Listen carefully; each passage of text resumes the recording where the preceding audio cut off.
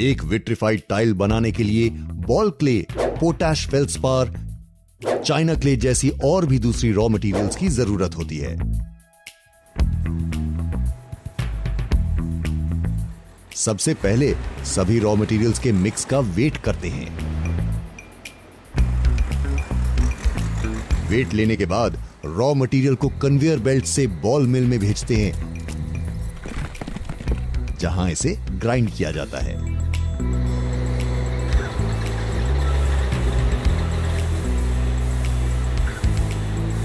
Grinding के बाद raw material में पानी मिलाकर स्लरी बनाते हैं ताकि मिक्सचर में से स्टोन्स या दूसरे मेटल फिल्टर हो जाएं।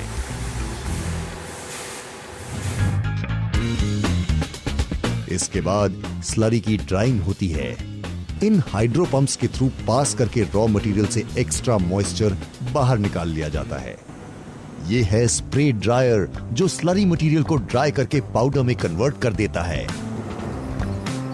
पाउडर को इस मशीन में फिल्टर करने के बाद कन्वेयर बेल्ट पे आगे भेजते हैं, जिस पर लगी फिल्टर मशीन्स बड़े ग्रैन्यूल्स फिल्टर करती है। अब इस हाइड्रोलिक मशीन में पाउडर हाइड्रोलिक फोर्स से प्रेस किया जाता है और 60 बाय 60 सेंटीमीटर की टाइल्स बनाई जाती हैं। इसके बाद होती है बेकिंग। अब ये टाइल्स फर्नेस में जा रही हैं, जहां 90 से 210 डिग्री सेल्सियस पर बेक होकर टाइल्स का मॉइस्चर सूख जाता है और टाइल्स सेमी फर्म शेप ले लेती है। फिर एयर ब्लोअर से डर्ट हटाई जाती है। अब जब तक धूल नहीं हटाएंगे, टाइल्स कैसे चमकेंगी? आगे वाटर स्प्रे से टाइल्स को ठंडा ठंडा कूल करते हैं, क्योंकि गर्म टाइल पर प्रिंटिंग नहीं होती।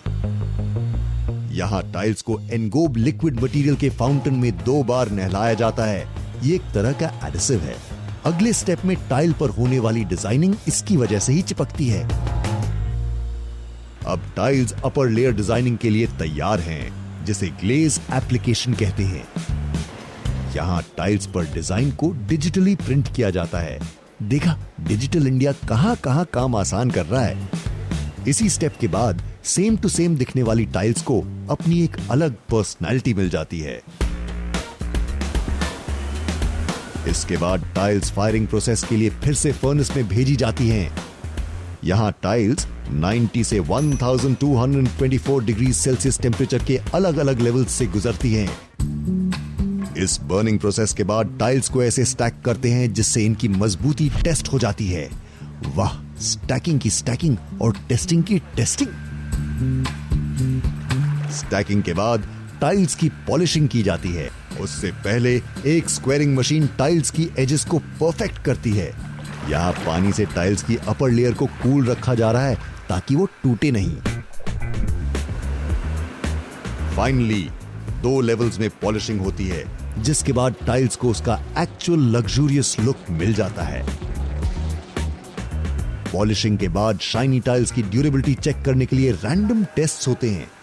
एक खास फॉर्मूले के साथ टाइल्स की थिकनेस और बाकी डायमेंशंस चेक किए जाते हैं। कोई टाइल्स क्वालिटी में खरी नहीं उतरती तो ये मशीन उस पर मार्क लगा देती है।